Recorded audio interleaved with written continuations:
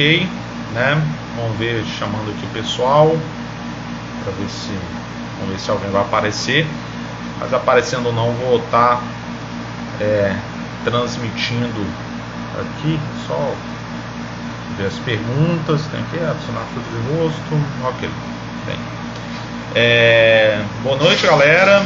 Então, desculpa aí demorar um pouquinho. Resolvi tomar um banho e fazer a barba para ficar um pouquinho mais apresentável, né? Sou Marco Júnior, né? E conforme prometi aí nos stories, resolvi eu ia gravar mais stories, né, para comentar sobre as perguntas que eu havia respondido, né, sobre questão de segurança alimentar, né, questão de estoques reguladores, taxação sobre commodities, né, taxação de exportações de commodities, enfim. Mas eu achei mais conveniente, né, e mais assim, até por questão, se alguém fizer perguntas, evidentemente eu vou responder, né, ou agora eu vou responder em outro momento, mas se não, vai ficar registrado o vídeo aqui mesmo, e qualquer coisa eu vou postar em outras redes sociais para quem quiser aí acompanhar meus insights, né, a respeito. Não vou demorar muito, vão direto aqui ao ponto, né? A gente sabe muito bem que a segurança alimentar, né, questão de segurança alimentar, a questão de preços dos alimentos, ela ganhou uma importância muito grande, né, desde o início aí da pandemia, né, de Covid. A gente já vem testemunhando aí uma escalada aí nos preços dos alimentos, não só deles, mas o que dói mais, digamos assim, é a questão de você ver a comida ficar cada vez mais cara, né? A gente está aí há 2 anos aí com alimentos cada vez mais caros, né? E a guerra, essa questão da guerra da Ucrânia, ela meio que, digamos assim, meio não, ela ajudou a potencializar mais ainda esse problema, né? A gente sabe muito bem que de um lado você tem a Ucrânia, que é um dos maiores produtores aí de grãos do mundo, um dos maiores produtores de trigo, um grande produtor aí de girassol, enfim, produtor de oleaginosas. Então, ou seja, é um impacto muito grande, né, na oferta de alimentos para o mundo inteiro. E considerando assim os principais mercados consumidores da Ucrânia, que é a Europa, o impacto que eles estão sentindo é muito grande. Do outro lado, você tem a Rússia, né, que é um dos grandes produtores aí de fertilizantes. Tem ainda ia falar Bielorrússia, na verdade o nome correto é Belarus, né? Também conhecido como Bielorrússia, né, que é um grande produtor aí de fertilizantes. E só acenar aqui para um colega aqui, dando salve aqui. Sobre essa questão, né, essa questão de segurança alimentar, de agro, enfim, e questão de alimentos, assim, só fazer alguns insights, né, a respeito, né? Primeira coisa, quando eu falo a questão de estoques reguladores, né, eu não sei se vocês viram, né, eu até vou botar aqui, tentar botar a matéria aqui na outra tela para eu poder falar a respeito aqui com vocês, né? Hoje saiu uma matéria na CNN, né, em que o presidente da República, o Jair Bolsonaro, ele falou que o país não sobrevive sem fertilizantes e que aguarda aí navios russos, né, que vão trazer esse carregamento aí de insumos agrícolas para o nosso país, né? Para começo de conversa, vamos ser bem francos aqui. Uma potência agrícola como o Brasil, uma potência agrícola que se preze como o Brasil, ela não deveria ficar tão à mercê, né, de fornecedores externos para insumos tão importantes, né? Já há algum tempo a gente teve aí ou por erros ou por doutrinarismo ideológico, a gente desmontou, assim, o Estado brasileiro ele desmontou, digamos assim, aquilo que poderia ser dar a capacidade, né, de fazer frente a essas demandas, né? Por exemplo, as plantas de fertilizantes da Petrobras ou foram vendidas ou foram a construção dessas plantas foram paralisadas, né, recentemente, nos últimos anos, e isso poderia, de certa forma, não vou dizer compensar completamente, mas poderia nos ajudar aí a não ficarmos tão à mercê, né, dessas intempéries, né, do mercado externo, né, principalmente nesse contexto aí de sanções econômicas, tanto a Rússia quanto a Belarus ou Bielorrússia, né. Então a gente tem e aí eu vou pegar aqui uma fala aqui do presidente Bolsonaro, né, que ele fala o seguinte, tá aqui na matéria da CNN, né, aí olha só, que é um trecho, um parágrafo aqui. Ele conta que explicou que o Brasil não possui estoques e que por isso não tem como exportar mais, mas pedir para ela, no caso a presidente da OMC, a Ngozi Okonjo-Iweala, né, um nome um pouco difícil de pronunciar, Ngozi Okonjo-Iweala, ele conversou com ela, né, pediu para ela, dada a influência que ela tem, ela é a presidente da Organização Mundial do Comércio, dada a influência que ela tem junto ao mundo, que não permitisse que o fluxo de fertilizantes fosse cortado. De certa forma, essas sanções econômicas, tanto a Rússia como a Belarus, elas, de certa forma, elas paralisaram, né, o fornecimento de fertilizantes. Inclusive, por exemplo, teve a questão do bloqueio por parte da Lituânia, no porto de Klaipėda, né, que fertilizantes produzidos por Belarus não poderiam mais ser escoados por esse porto em Klaipėda, na Lituânia. A Lituânia seguiu os demais países europeus nessas sanções contra a Rússia e contra a Belarus, né, por entenderem que Belarus estaria colaborando com a Rússia nessa ofensiva militar contra a Ucrânia, né? E a questão, né, a grande questão aqui está o seguinte, que não permitisse que o fluxo de fertilizantes fosse cortado. Enfim, é uma medida, não vou deixar, é uma medida correta, o presidente está agindo certo, ele, tipo assim, diante da situação,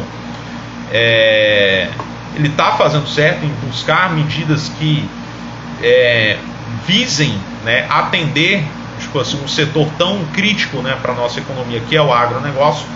Mas a gente precisa, seja dita a verdade, uma potência agrícola que se preze como o Brasil não pode ficar tão à mercê, né, do mercado externo, num insumo tão importante para uma cadeia tão crítica como é o agronegócio. A gente precisa pensar, e pensar para já, né, numa política, né, de, digamos assim, não vou dizer, eu acho que autossuficiência é um pouco forte para falar, mas da gente reduzir nossa dependência externa de fertilizantes, né? Tipo assim, a gente não pode ficar tão à mercê de fornecedores externos para a questão dos fertilizantes. E aí, continuando aqui, né, a fala anterior, né, tem uma fala anterior que ele falou assim, ele conta que o Brasil explicou que o Brasil não possui estoques e por isso não tem como exportar mais. Cabe aqui fazer um registro, né, de que a política de estoques não possui estoques, porque a política de estoques reguladores que existia até o governo Dilma Rousseff, né, e aí a gente tem que, tudo bem, a gente não sou fã da Dilma, não fui a favor dela, não votei nela nenhuma das duas vezes. Eu acho que o governo dela foi péssimo, foi trágico para o país. Mas uma das coisas que ela fez que foi correta foi a questão dos estoques reguladores. O que são esses estoques reguladores? Depois até vou postar um link aí de uma matéria, né, a respeito disso, uma matéria do site O Joio e o Trigo. Mas o que são esses estoques reguladores? Esses estoques reguladores de grãos, né, de soja, milho, feijão, geralmente se aplica a grãos, né, eles servem, né, para, digamos assim, amortecer possíveis escaladas de preços em eventuais choques de oferta, né? Então, assim, casos de choque de oferta, tipo uma seca que aconteceu num país, ou uma seca que aconteceu aqui no país e diminuiu a oferta de de feijão, soja, de milho, enfim. E isso pode aumentar os preços, seja de produtos para nossa alimentação ou ainda para alimentação animal, né?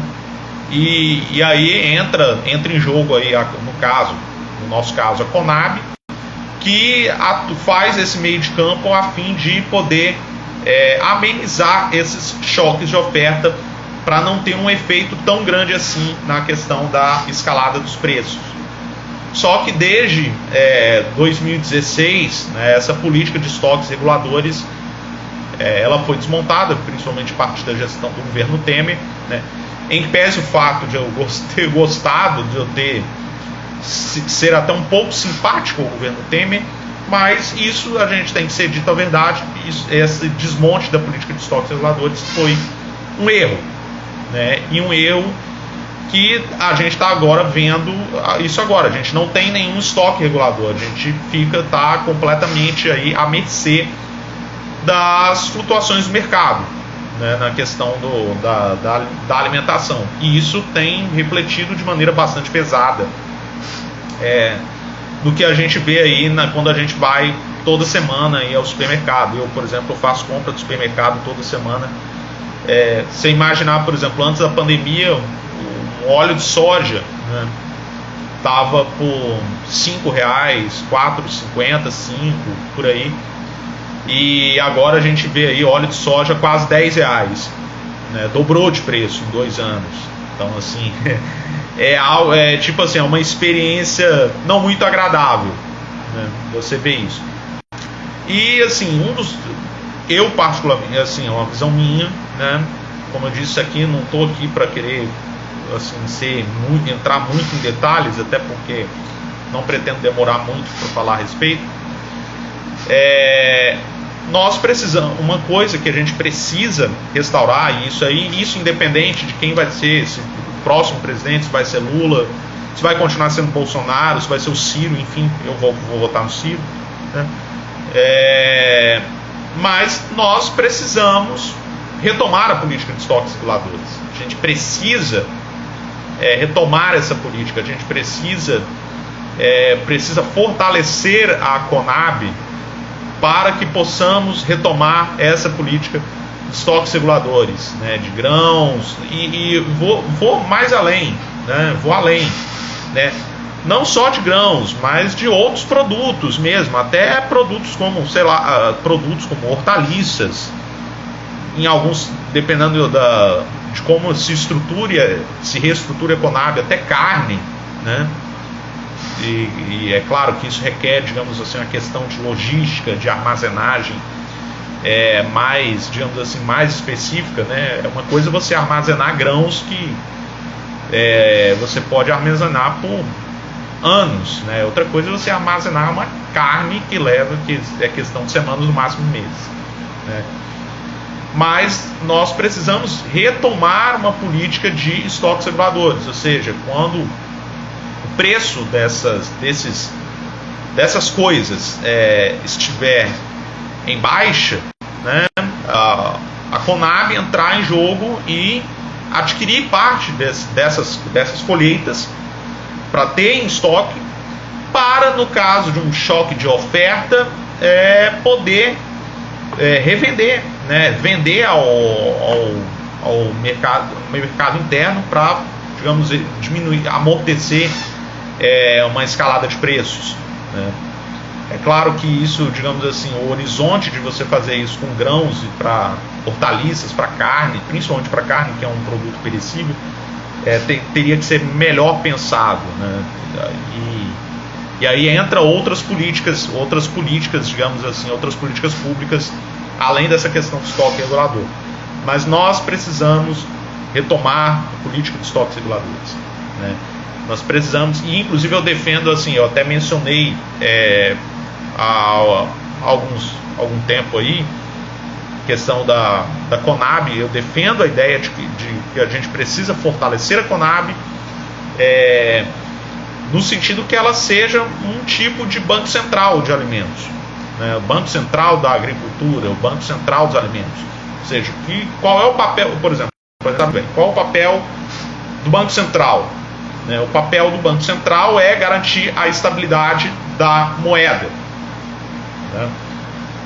E da mesma forma, o que eu defendo em relação à Conab? É garantir a estabilidade da oferta de alimentos aqui no Brasil, né? Assegurar a segurança alimentar aqui no Brasil. Segurança alimentar é um tema estratégico, é um tema importante, é uma questão de soberania nacional. Então, assim, a gente não pode abrir mão disso.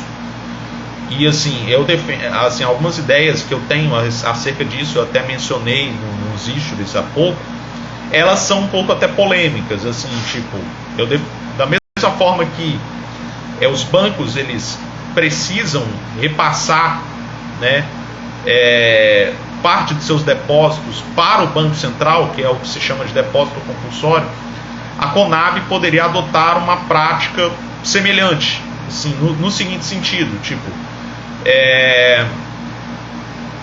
parte das colheitas, né, de grãos, de outros produtos agrícolas, ou até mesmo da produção, tipo, e é bem interessante, eu estava lembrando agora, né, a China, né, ela tem estoques reguladores, inclusive de fertilizantes. A China, ela tem estoques reguladores de fertilizantes, e eles estavam, assim, por questão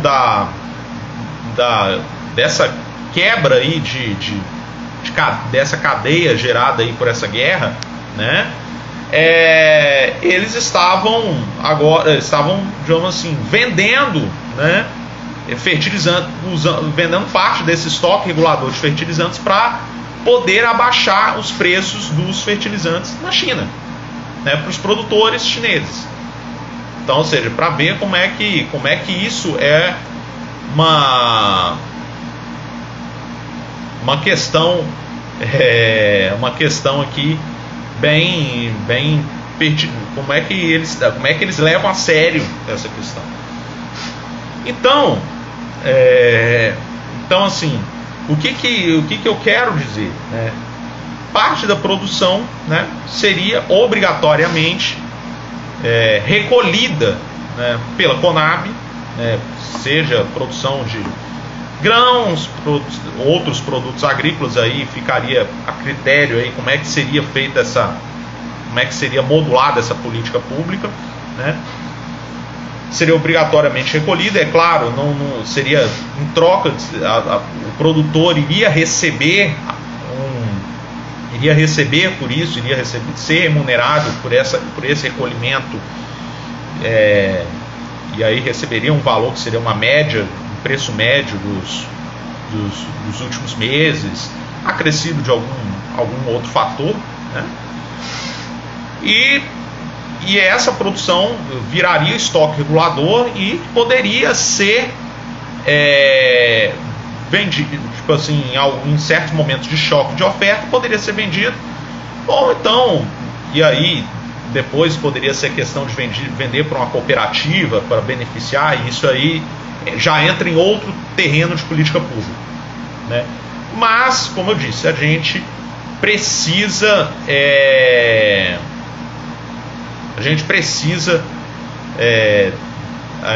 retomar essa política de estoques reguladores. Davi Peixoto aqui perguntou aqui na transmissão se esses estoques de fertilizantes poderiam ser dados ao pequeno produtor. Olha, depende de certa forma, de quão pequeno ele poderia ser. Ele poderia ser ou dado mesmo, a fundo perdido, ou se ele for vendido, seria vendido a um preço simbólico, né? Um preço, digamos assim, que não um preço subsidiado, né? Para poder, de certa forma, atender a esse pequeno produtor. Então, essa é a resposta que eu dou.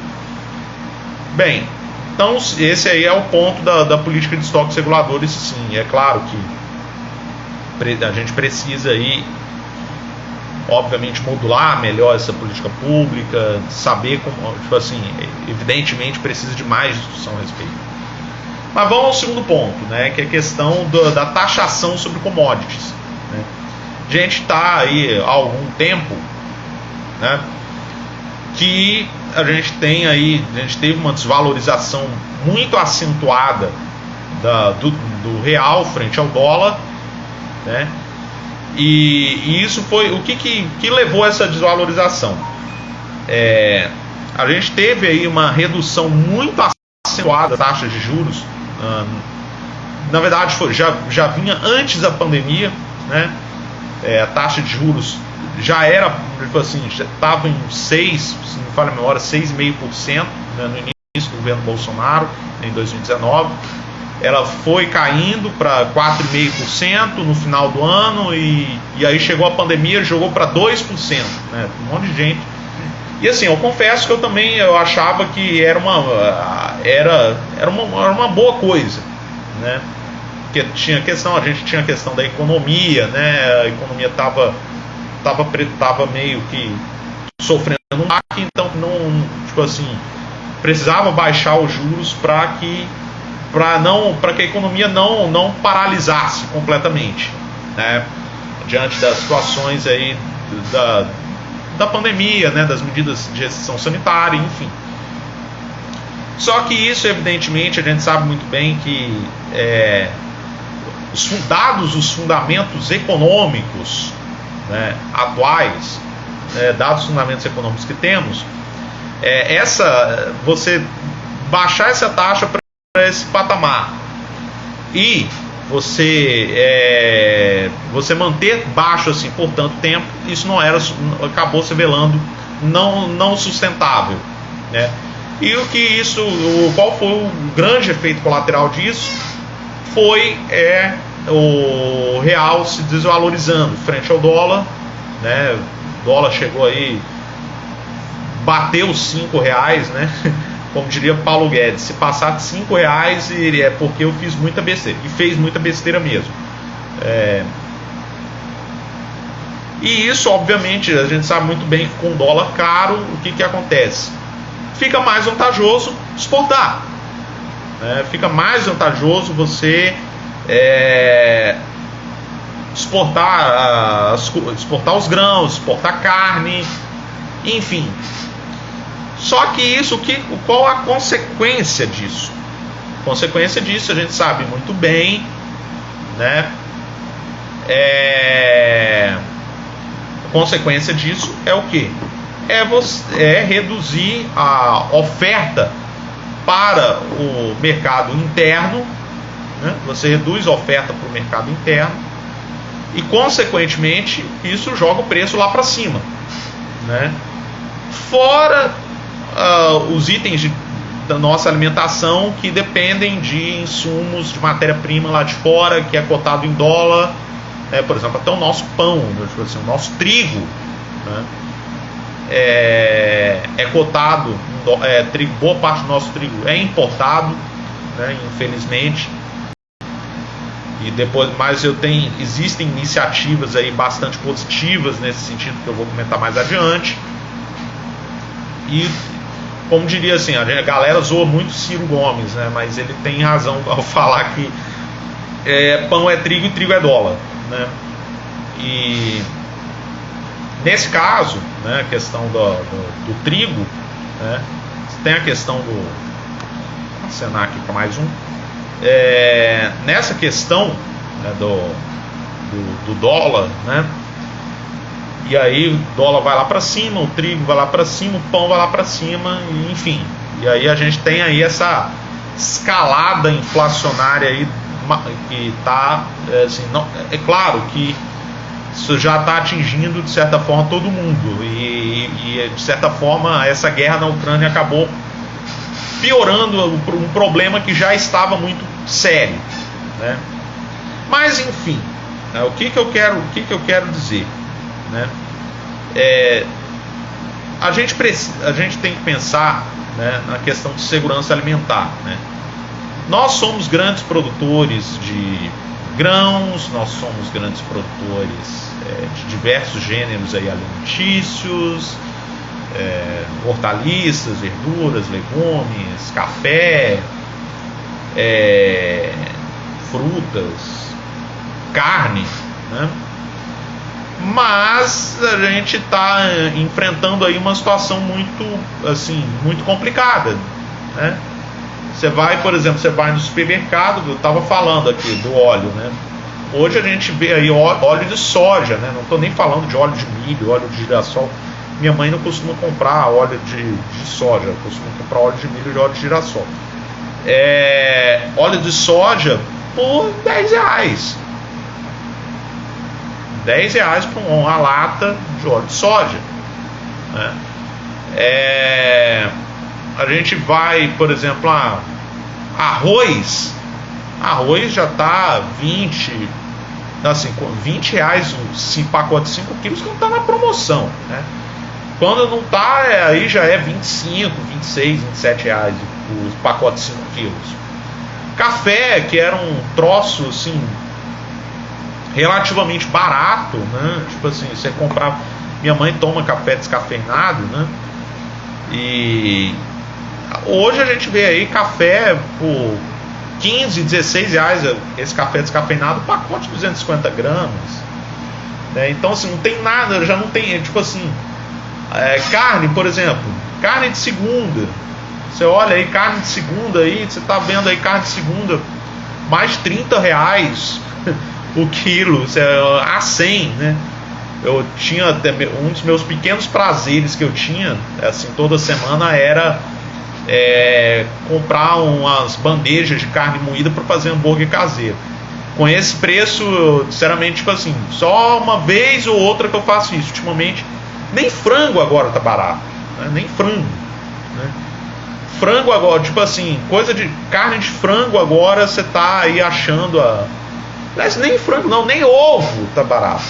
Enfim, e a gente é grande produtor disso, né? Tipo assim, não vou dizer que há um contrassenso, né?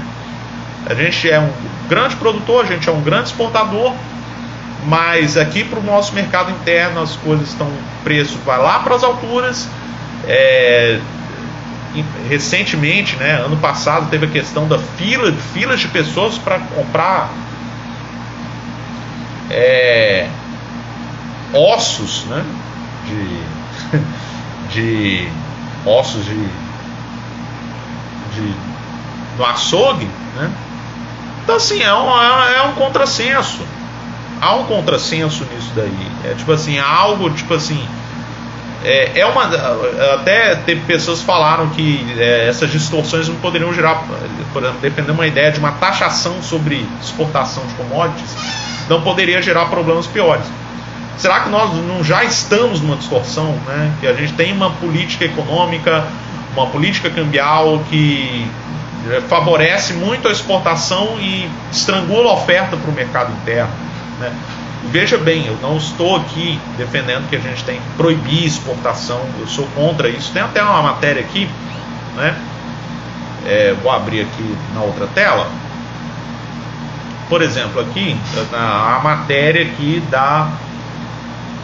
eu li uma matéria antes aqui da CNN, tem uma matéria aqui que eu peguei, passei uma tradução aqui, usei um software de tradução, né?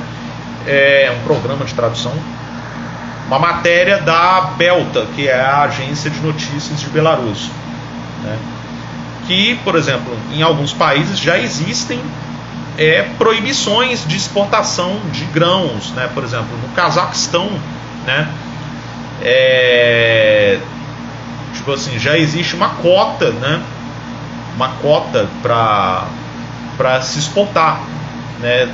Então você exporta até uma certa cota e você até uma certa data, e você não pode, não, depois disso acaba a exportação, você não pode exportar, né? É claro, eu não estou defendendo isso, eu não defendo isso, eu acho que seria uma medida radical demais, mas eu acho que poderia ser uma discussão razoável se falar sim uma taxação mesmo, uma taxação progressiva, né, de exportação de commodities, né? Você pegar, tipo assim, o cara quer exportar grão sem agregar qualquer valor, quanto mais ele exportar, ele vai ter que pagar uma taxação maior. A ideia é realmente essa, tipo assim, você não desestimular a exportação, tornar menos atrativa a exportação e tornar mais atrativa a ideia de você poder produzir, atender o mercado interno, né? E a gente precisa, assim, pensar aí. Vou pegar uma outra matéria aqui também da Belta, dessa agência de notícias de Belarus, né? Que a gente precisa reorientar nossa política de segurança alimentar, né? Depois eu vou compartilhar essas matérias aqui com vocês depois, mas também eu vou compartilhar esses links para vocês, se quiserem traduzir, enfim.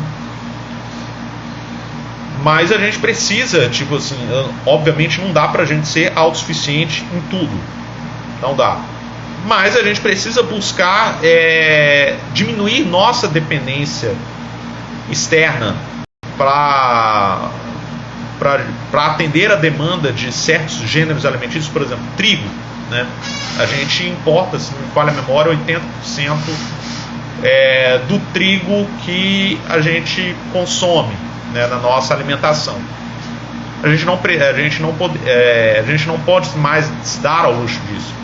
E já há iniciativas que podem ajudar a reduzir essa dependência. Por exemplo, a Embrapa já tem uma matéria ali, depois vocês podem conferir.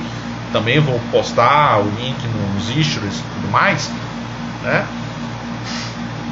Que a Embrapa já tem uma variedade de semente de trigo que consegue se desenvolver bem em regiões tropicais, regiões de clima quente, né? E essa variedade já tem produção de trigo no Ceará. Aqui no Espírito Santo já está se produzindo comercialmente trigo, né? Inclusive eu estava vendo uma matéria no Mundo não sei se é no Mundo Business ou no Agrobusiness, matéria aqui, já temos produção de soja aqui, comercial de soja aqui no Espírito Santo, né? Então, assim, a gente pode e a gente deve, né, buscar uma autossuficiência na produção de trigo. A gente tem condições de conseguir isso no médio, principalmente no longo prazo. A gente pode, em médio prazo, reduzir nossa dependência de trigo importado, mas a gente precisa buscar essa autossuficiência, né? Nós não podemos ficar tão à mercê assim num item tão necessário à nossa alimentação, a gente depender, né, do mercado externo, né? E claro, orientar boa parte da nossa produção de alimentos para atender o mercado interno, né? A gente precisa pensar nisso, né? A gente precisa pensar nisso. E assim, tem uma outra matéria aqui da Belta que eu falei, essa matéria, né, que é o seguinte, e é bem interessante. Por exemplo, a Belarus, né, que é o país dessa agência de notícias, né, é um país que está num ranking aí de mais de 110 países, é um país que está em 36º lugar, né, no ranking da produção no ranking de segurança alimentar, no ranking mundial. Enquanto que o Brasil está já no meio está Então, assim, na meiuca desse ranking, já está bem atrás, assim.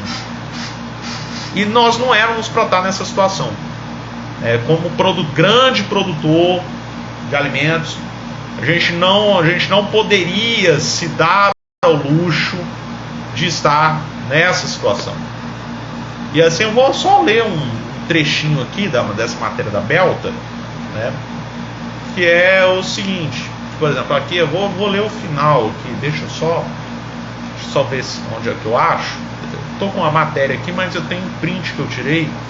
Eu acho até mais fácil da gente pegar aqui, né? Então, o que eles fazem, né? Por exemplo, ela está aqui, né? Vou ler aqui a pergunta que é feita, né, é a seguinte: a Organização Mundial da Alimentação e Agricultura da ONU, a FAO, já alertou para a ameaça à segurança alimentar global. Será que o nosso país conseguirá fornecer à população todos os produtos necessários? Vamos resolver isso com um especialista. E aí foi a entrevistada, eu não lembro aqui, respondeu o seguinte, né?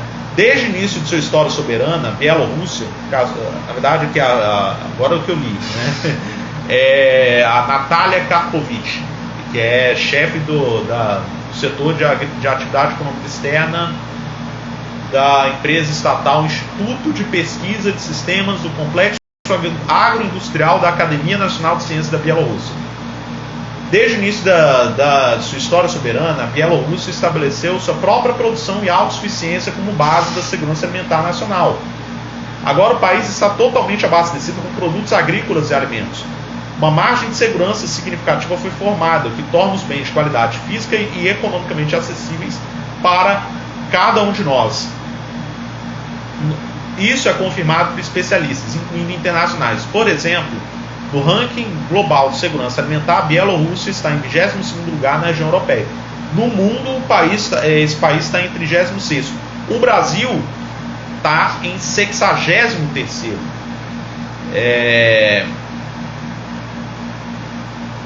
E aqui vem outra pergunta. A Bielorrússia é bastante orientada para exportação, especialmente em termos de produtos agrícolas e alimentos. Estamos comercializando produtos com outros países em detrimento do consumidor doméstico? Aí olha só, repare bem. Eles exportam alimentos, mas eles deixam bem claro que a política deles é para atender em primeiro lugar o mercado interno. Tipo assim, não estou dizendo que a gente tem que deixar de ser exportador, a gente tem que vetar a exportação. Não, a gente pode continuar exportando, a gente é de certa forma ainda o celeiro do mundo, né? Muito embora a gente tenha ameaças aí das mudanças climáticas, e aí vai ser tema para outra transmissão ao vivo. Mas a gente precisa, né? A gente precisa priorizar o mercado interno. E aí vem aqui a resposta, que é: não só garantimos a segurança alimentar, mas também formamos um potencial de exportação significativo. Nos últimos anos, a venda de produtos de empresas agrícolas da indústria alimentícia para outros países fornece cerca de 20% das receitas cambiais de todas as entregas de mercadorias no exterior. Até 40% dos produtos produzidos por agricultores, trabalhadores de alimentos da Bielorrússia, são vendidos no mercado mundial, que representa 8 a 9% do PIB do país. No final do ano passado, as exportações desse segmento somavam 6,7 bilhões. E o saldo positivo do comércio exterior para o grupo de produtos agroalimentares atingiu 2,2 bilhões. Deixa eu ver. 2,2 bilhões de dólares. A cesta de exportação da Bielorrússia é baseada em produtos lácteos, cerca de 40%, carne 15%, produtos acabados de carne e peixe 8%, gorduras e óleos 8%, legumes e batatas 5%, farinha, bolos 5%, frutos 3%, etc. A geografia das entregas abrange mais de 110 países do mundo. Os principais parceiros comerciais são a Federação Russa e outros estados da União Euroasiática, que é EA-EU, os países da Comunidade de Estados Independentes. As relações comerciais com a região asiática, especialmente a China, estão se desenvolvendo ativamente. cerca de 60% dos produtos lácteos produzidos, cerca de 30% de carne, mais de 70% de óleo de colza, mais metade de açúcar, 30% de cenoura e beterraba, cerca de 20% de tomate e pepino são fornecidos no mercado externo. Nosso complexo agroindustrial atende integralmente o mercado interno de alimentos, além de desenvolver efetivamente a oferta de exportação no mercado excedentes. Note-se, isso aqui é uma questão de política de Estado, isso aqui é uma questão de política pública.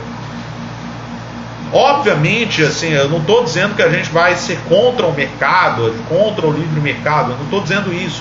Mas certas coisas, o Estado precisa atuar, né? Certas coisas o Estado precisa realmente orientar, conduzir a política de forma que haja prioridade para o mercado interno. Tipo assim, não quando a gente vê que um país que, tipo assim, a Bielorrússia é um país pequeno, né? É um país muito pequeno e é um país que sofre sanções econômicas, inclusive, mas possui uma segurança alimentar melhor que a do Brasil. Isso é, tipo assim, isso a gente deveria colocar a mão na cabeça e refletir. É isso, tipo assim, será que a nossa atual política de segurança alimentar, ela é razoável? Né? A gente precisa refletir sobre isso. Então, assim, eu defendo, sim, uma taxação das exportações de commodities. Evidentemente, isso pode e até deve vir acompanhado de uma política que incentive o beneficiamento dessa produção no mercado interno, para que a gente possa ter produtos de maior valor agregado, produtos que a gente possa atender esse mercado, até por questão de conservação mesmo, para atender certas necessidades. Enfim, mas isso vai ser um tema aí para uma outra live. Eu vou responder aqui duas perguntas para a gente encerrar, né? Diz assim: tem iniciativas para ajudar os pequenos produtores, o que poderia ajudar muito no mercado interno? Como eu falei, tem a questão da venda, ou você repassar a fundo perdido esses fertilizantes, né? Tem a questão das compras, né? Dessas compras governamentais, o governo adquirir essas produções desses pequenos produtores para merenda escolar, para alimentação, para diversa alimentação em instituições públicas, enfim, né? Questão de incentivo ao cooperativismo. Eu até discuti isso em outras ocasiões, né? Por exemplo, quando a gente vê quando ocorre assim uma grande produção de tomate, de laranja, e aí o preço vai lá embaixo, às vezes o produtor não consegue vender e acaba jogando fora o produto, descartando. E às vezes por questão assim, porque tem a questão da logística, né, também, né? Se às vezes tivesse uma cooperativa para beneficiar esse produto excedente, né, não seria melhor? Em vez de vão tacar pedra nesse produtor porque ele não está, tipo assim, em vez de a gente tacar pedra no produtor porque ele está jogando fora, tudo bem, tem alguns produtores que realmente fazem isso por maldade mesmo, tipo, ele quer botar o preço do negócio lá para cima. Mas tem alguns que, porque não conseguem mesmo, dar conta de desovar tudo aquilo e acaba tendo que jogar fora. Mas aí pensa bem, em vez de, vamos incentivar, sei lá, faz lá uma cooperativa, uma usina incentiva uma usina de beneficiamento. Sei lá, você pega lá, em vez de descartar o excedente de tomate, ou compra esses tomates, ou, sei lá, beneficia esses tomates, né? Transforma em molho de tomate, extrato de tomate, enfim. Ou, por exemplo, pega a laranja, beneficia, faz suco de laranja, né? Para atender o mercado interno, né? Você teria produtos, e de certa forma isso não deixa de ser uma política industrial, né? Você incentivar a produzir produtos de maior valor agregado, no caso seria uma política agroindustrial, né? Mas como eu disse, isso aqui é um tema para outra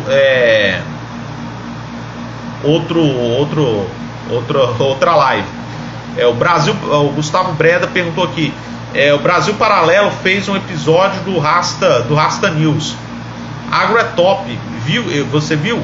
Não, infelizmente eu não vi. E tipo assim, eu tô meio sem tempo para ver essas coisas. Então assim, ultimamente estou focando muito em conteúdo escrito.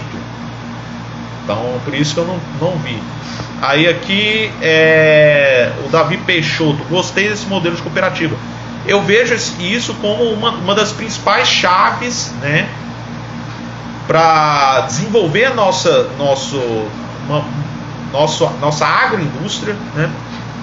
E quando eu falo, por exemplo, a gente não pode falar em política industrial sem falar em uma política agroindustrial. A gente precisa, tipo assim, não tem como a gente falar de uma política industrial que não passe por desenvolver o próprio agronegócio. Você orientar esse agronegócio para a agroindústria, né? E esse modelo de cooperativa é bem interessante porque você aumenta o poder de barganha desses pequenos produtores frente às grandes corporações. E outra última pergunta aqui, tipo, falta infraestrutura para escoamento de produções? Sim, falta infraestrutura, né? Isso é um problema recorrente. Infraestrutura, é claro que agora com essa atuação aí do Tarcísio Gomes Freitas no Ministério da Infraestrutura, houve uma melhoria sensível quanto a isso. Tipo assim, você teve o asfaltamento lá da BR-163, o custo do frete caiu bastante. Tem a questão das concessões ferroviárias, que vai reduzir bastante o frete, né, para você exportar a soja que está lá no centro-oeste, você quer exportar para os portos, né?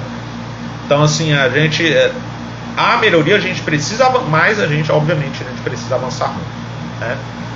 Então é isso, meus amigos. Eu agradeço por todos aqueles que acompanharam. Vou deixar essa live aqui para quem quiser assistir, né? Agradeço a vocês por terem acompanhado, agradeço vocês terem acompanhado os stories, né? Muito obrigado a todos e tenham uma boa noite, galera. Muito obrigado aí, grande abraço.